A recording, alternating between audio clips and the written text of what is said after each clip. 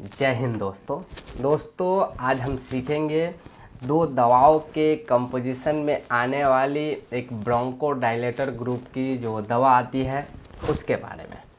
वैसे इससे पहले मैं बता दूं आपको कि मैंने बहुत सारे ब्रोंकोडायलेटर्स ग्रुप की जो दवा आती है उसके बारे में ऑलरेडी वीडियो बना रखा है। तो यदि आप उस वीडियो को देखना चाहते हैं तो आप हमारे प्लेलिस्ट सेक्शन से देख सकते हैं। बट आज हम जिस ब्रोंकोडायलेटर ग्रुप की दवा के बारे में सीख रहे हैं वह आपको सैल्बुटामोल और साथ ही साथ थियोफाइलिन का कंपोजिशन होता है, और आज हम प्रॉपर इसी कंपोजिशन के बारे में सीखने वाले हैं। सबसे पहले अगर हम कुछ ब्रांड नेम्स की बात करें कि किस किस ब्रांड नेम से यह आपको मेडिकल स्टोर पे मिल जाती है, तो उसमें सबसे पॉपुलर आपको थियोएस्थालीन टैबलेट और ब्रोनिल टैबलेट हैं।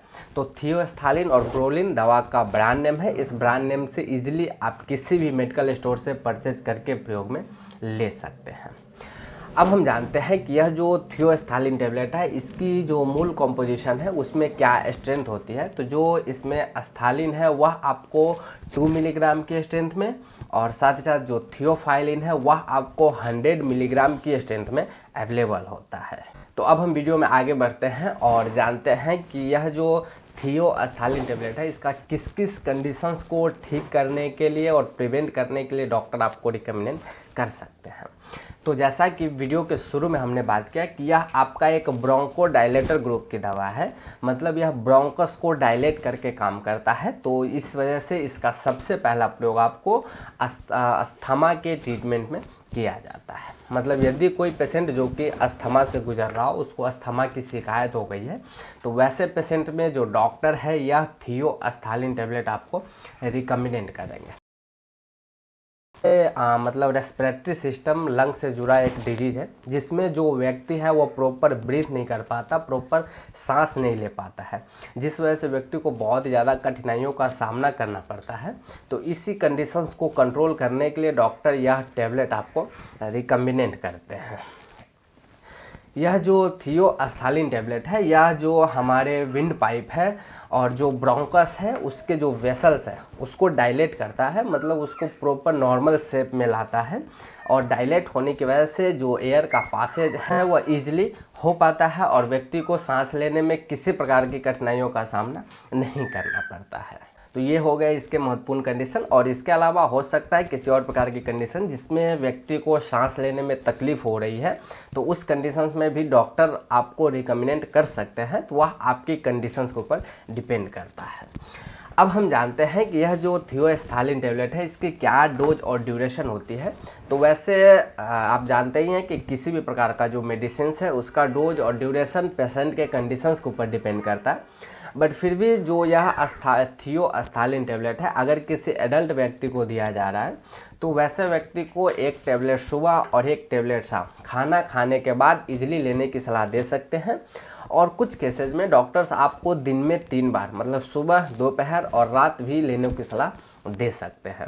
तो दोनों डोज सही है। डॉक्टर आपकी कंडीशंस को देखते हुए डोज और ड्यूरेशन आपको निर्धारित करेंगे।